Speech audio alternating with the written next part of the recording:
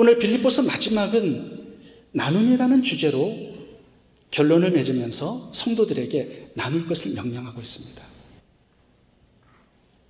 나눔에는 하나님께서 유익과 축복을 담아두셨어요. 그래서 오늘 세 가지 나눔의 축복과 유익을 같이 살펴보도록 하겠습니다. 첫 번째, 나눔은 이웃에게 큰 기쁨과 새로운 힘을 줘요. 생명을 풍성하게 합니다. 14절부터 읽어보겠습니다. 14절, 내 괴로움에 함께 참여하였으니 잘하였도다. 사도 바울은 괴로웠습니다. 15절, 너희 외에는 아무도 없었다. 외로웠습니다. 1장 23절에 보시면 사도 바울이 이런 얘기를 합니다. 나 죽고 싶다. 그리스도와 함께 있고 싶다. 이 뜻은 죽고 싶다라는 얘기예요. 사도 바울의 생각과 마음은 굉장히 어둡습니다. 왜냐하면 3년 동안 감옥 안에 생활을 했기 때문에 지친 거죠. 영적 침체가 온 것입니다. 감옥 안에서 외로웠습니다. 몸에는 사단의 가시가 있었기 때문에 질병의 고통도 이겨내야 했을 것입니다. 사역하는 동안에는 사도직을 공격받고 사람들의 비방을 참 많이 받았습니다. 문제는 후원교회가 없어서 텐트를, 장막을 만드는 일을 직업으로 삼으면서 복음을 전했습니다. 더 큰 문제는 이제 감옥에 갇혔으니까 사형운동가 언제 내려질지 모르는 상황입니다. 사도 바울 편에 붙으면 언제 불이익을 당할지 몰라요. 그래서 사도 바울을 다 떠났습니다. 홀로 남았어요. 그런데 빌립보 교회만이 이 사도 바울의 3년간의 옥살이를 뒷바라지해 준 것입니다. 쓸 것을 공급해 줬어요. 에바 브로디도를 대표로 삼아서 사도 바울에게 후원금을 전달을 했습니다.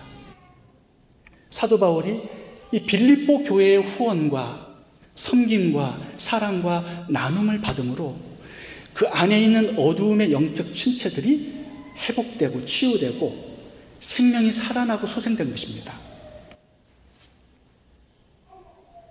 죽고 싶다고 했던 사람이 나 살고 싶다, 더 사역하고 싶다, 이 감옥을 나가서 너희들과 함께 교제하고 싶다, 이런 얘기들을 막 하기 시작합니다.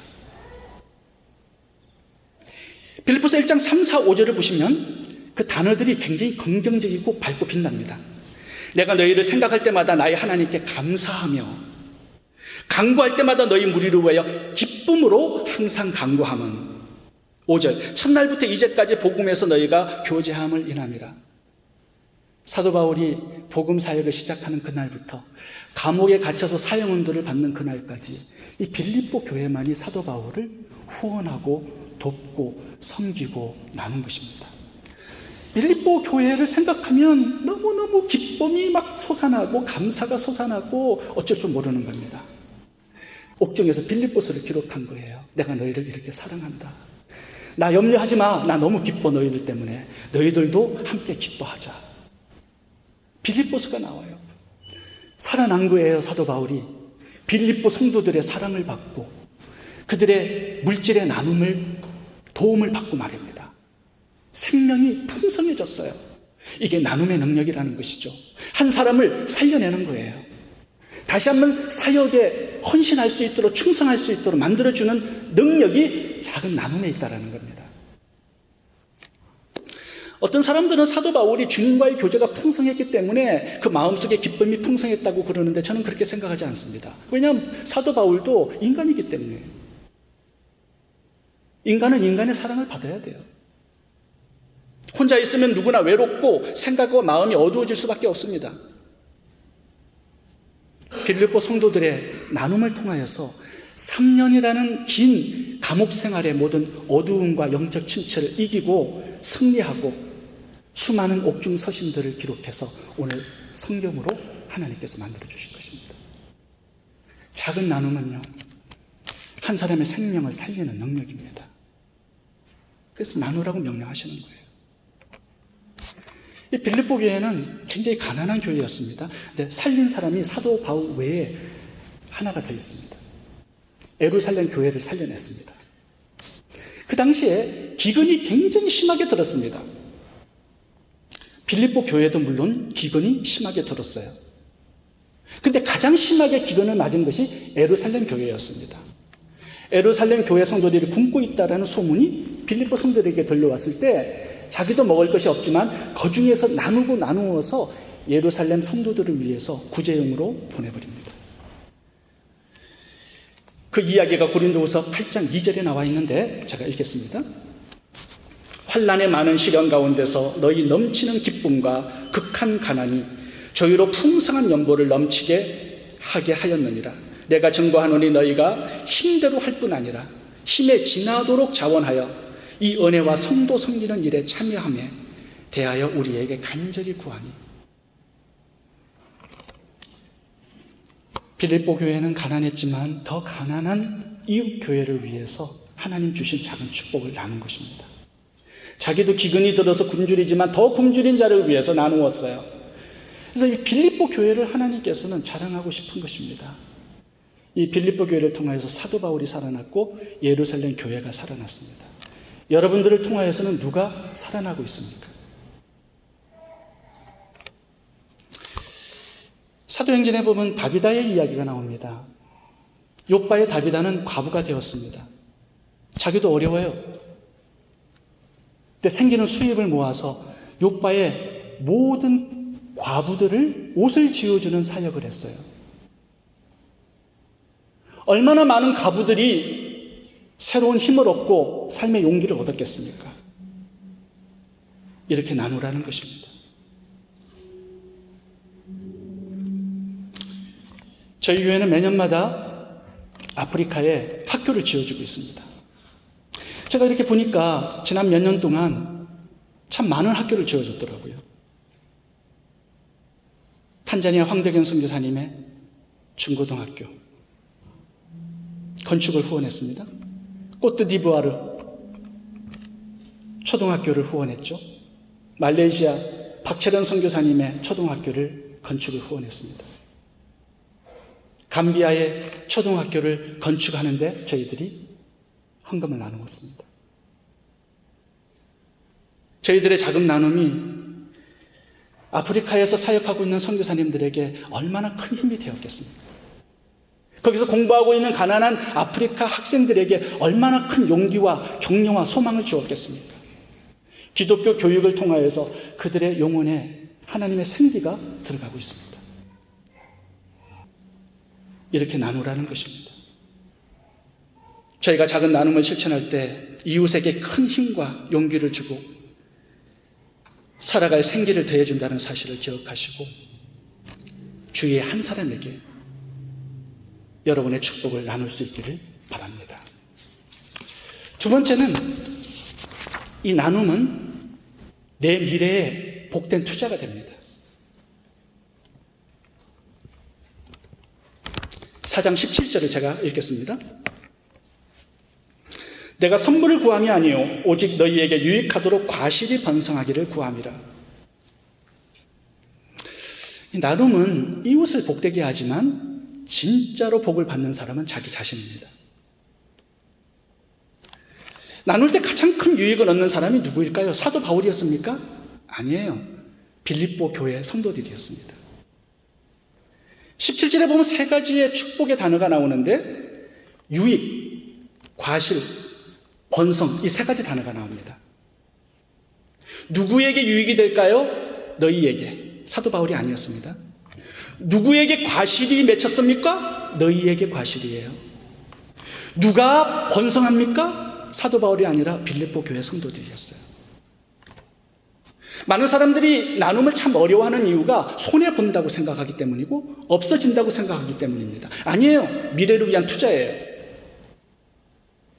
그래서 나눔을 씨를 심는 것으로 비유했습니다. 열매를 맺고 열매가 더 풍성하게 번성한다는 것입니다.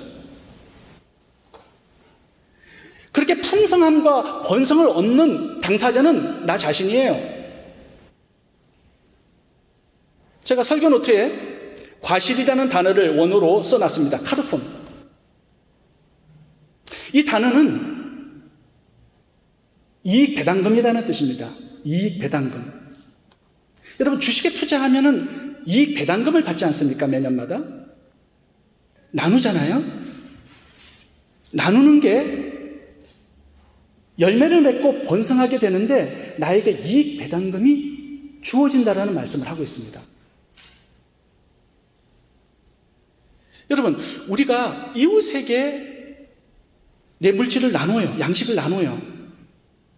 이거는 투자한 거예요. 하나님은 그 원금에다가 이자를 독특하게 쳐가지고 배당금을 주시겠다고 말씀하는 겁니다. 오늘 본문이 과실이라는 단어가 그 뜻이에요. 배당금. 하나님은 이익 배당금을 얼마나 쳐서 주실까요? 그렇다면 잠언 19장 17절을 보겠습니다. 가난한 자를 불쌍히 여기는 것은 여호와께 꾸이는 것이니 그 선행을 갚아주시리라. 하나님께서 빚쟁이가 되셨다고 말씀합니다. 갚아주시겠대요. 빚을. 얼마나 빚을 갚아주실까요? 6장 38절 누가복음 한번 읽어보겠습니다. 주라 그리하면 너희에게 줄 것이니 곧 후히 되어 누르고 흔들어 넘치도록 하여 안겨주리라. 주면 하나님께서 다시 돌려주시는데 후히 되어 누르고 흔들어 넘치도록 하여서 안겨주시겠대요. 이 배당금을 주시겠다라는 거죠. 그게 몇 %입니까? 마가복음 4장 20절을 봅니다. 좋은 땅에 뿌리웠다는 것은 본 말씀을 듣고 받아 30배, 60배, 100배의 결실을 하는 자니라. 보세요. 하나님께서 나누는 씨를 심는 자에게 이익 배당금을 주시는데 미니멈이 30배, 맥시멈이 100배. 이게 은행 이자율로 치면 3,000%, 6,000%, 10,000%예요. 하나님의 이자는 이렇게 풍성하게 돌려주시겠다라는 것입니다. 적게 3,000% 주시겠대요. 제가 이틀 전에 은행에서 편지가 날라왔어요. 이자를 3% 줄 테니까 통장을 하나 열라는 거예요. 제가 돈이 있는지 어떻게 알고 편지를 줬는지 모르겠어요. 지금 제가 쓰고 있는 웰스파고는 이자를 보니까 0.05%를 주더라고요. 그러니까 1년에 많아봤자 5센트 주는 거예요. 1년짜리 CD를 넣으면 2%를 줍니다, 은행에서. 사채 이자는 10%에서 20%를 줘요. 근데 하나님의 이자는요, 10,000%예요. 가장 적게 주면 3,000% 주는 거예요. 여러분, 바보는 은행에다가 넣어둡니다. 조금 더 나은 바보는 사채 이자에다가 넣어둬요. 근데 천재는 이웃에게 투자하고 하나님의 나라에 투자하는 겁니다. 가난한 사람에게 나누고 가부에게 나누고 가난한 학생들에게 장학금을 주고 선교사님들을 위해서 후원합니다. 여러분, 하나님의 이 10,000%의 배당금을 믿는 자들은요, 반드시 나누고 구제하며 살게 되어 있습니다. 믿지 못하니까 나누지 않는 거죠. 그래서 저는 여러분, 돈을 처음부터 모으려고 노력하지 않았습니다. 저희 교회도 돈을 쌓아두려고 하지 않아요. 왜? 10,000%의 투자 배당금이 있는 곳에다가 투자를 해야지요, 천재들은. 제가 목회자들에게 나누고 또 홀 사모님들에게 나누고 또 가난한 신학생들에게 이렇게 자꾸 나누려고 하는 이유가 하나님께서 주시는 그 축복의 배당금이 너무 큰 것이기 때문에 그런 거예요. 제가 며칠 전에도 목사님을 한 번 만났는데 저는 목사님들을 만나면 항상 물어보는 게 치아가 괜찮습니까? 이렇게 물어봐요. 굉장히 좀 이상하게 들린다는 거예요. 왜 갑자기 치아를 물어보냐고. 제가 흔들리는 치아가 있으면 고쳐주려고 그러는 거예요.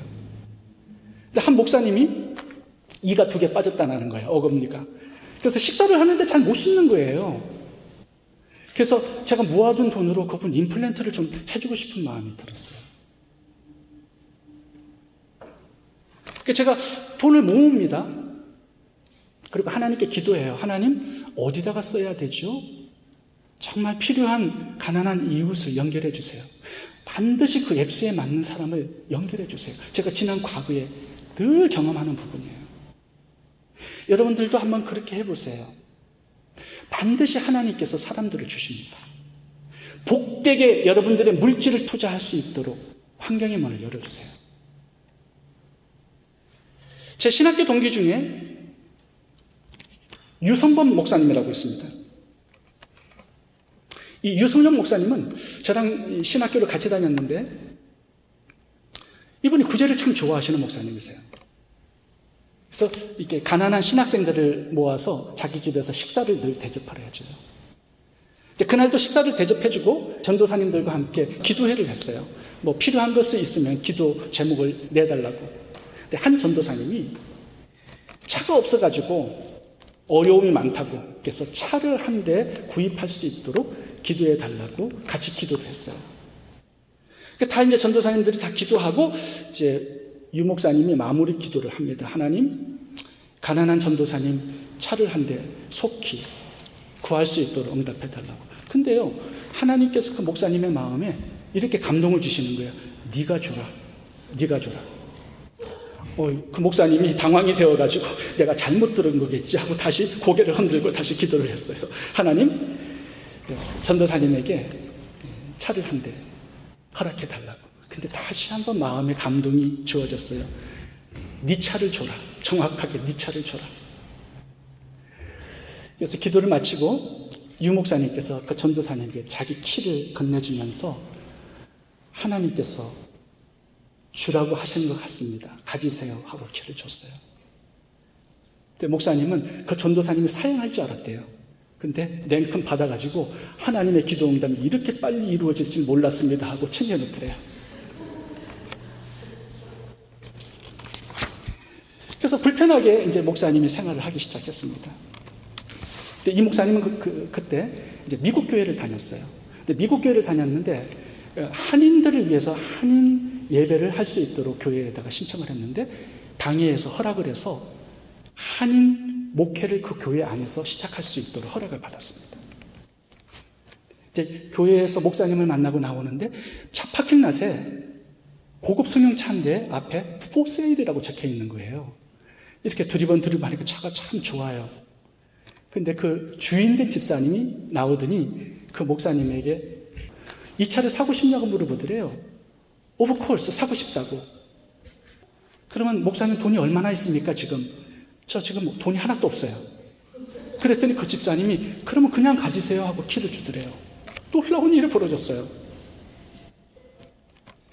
더 좋은 차가 생긴 겁니다. 고급차가.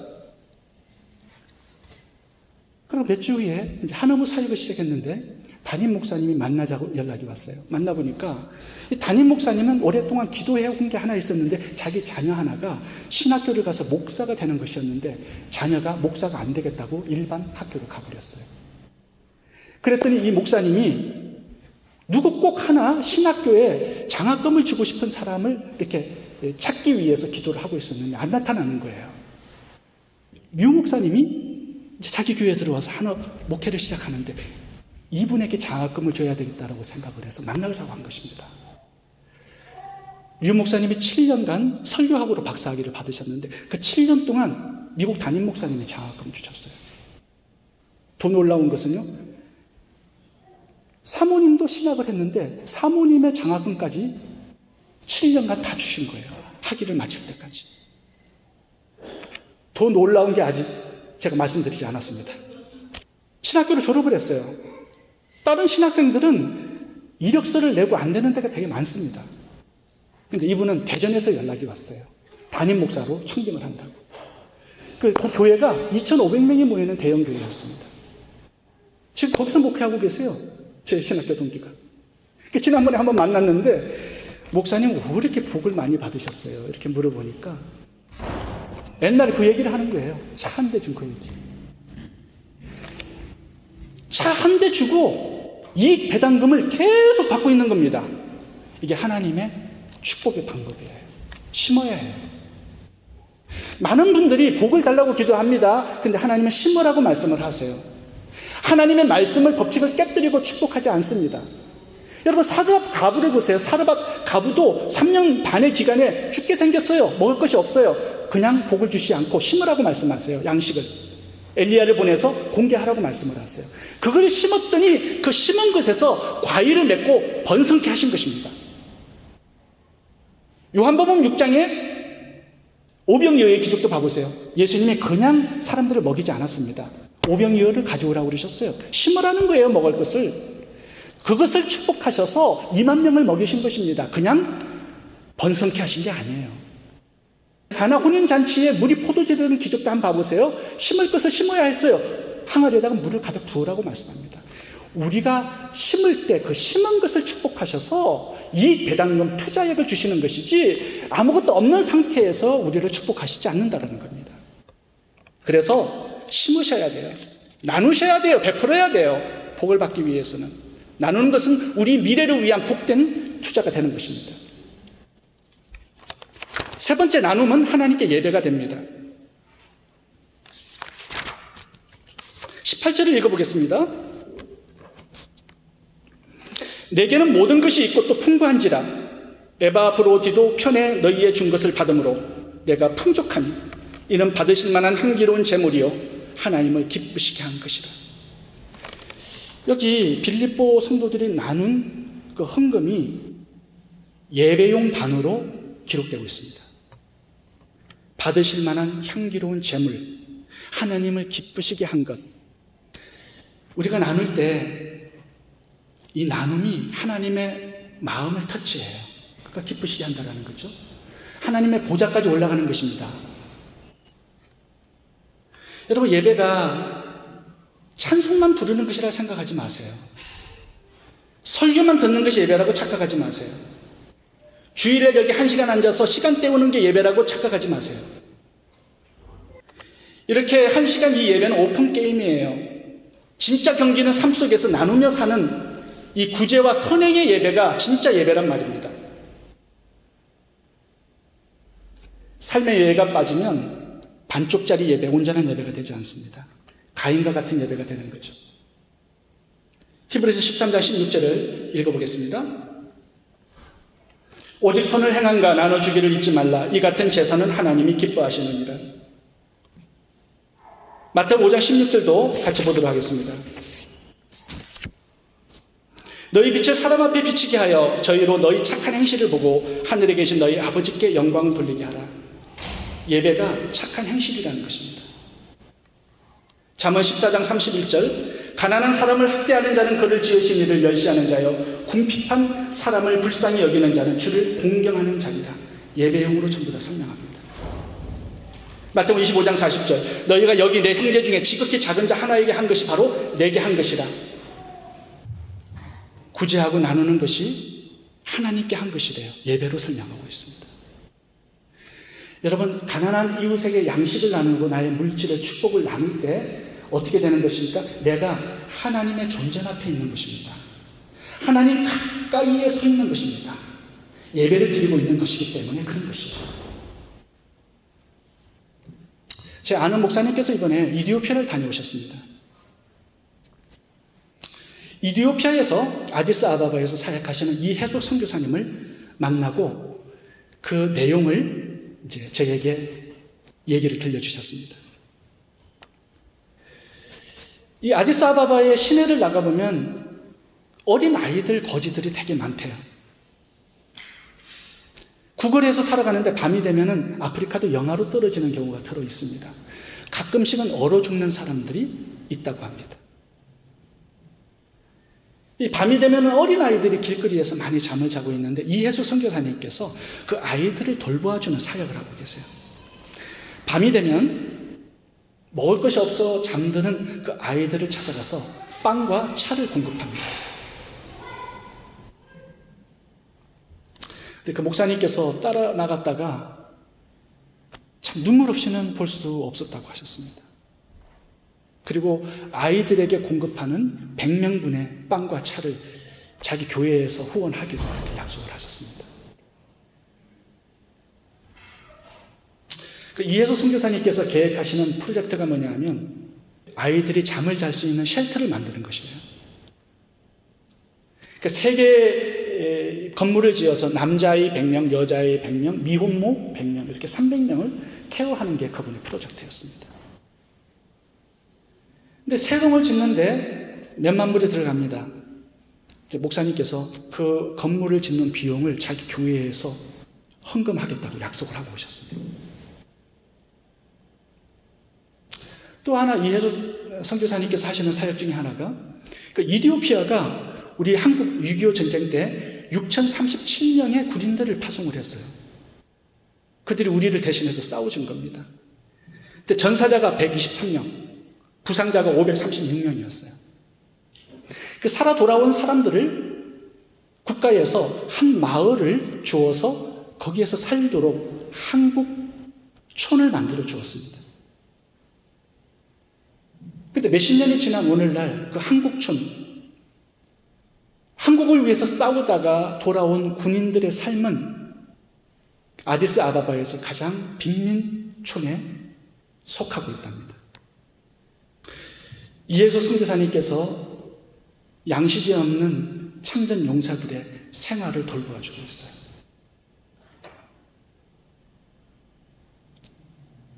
매달마다 양식을 공급하는데 그 양식 공급하는 그 비용도 제 아는 목사님께서 자기 교회에서 되겠다고 약속을 하고 오셨답니다.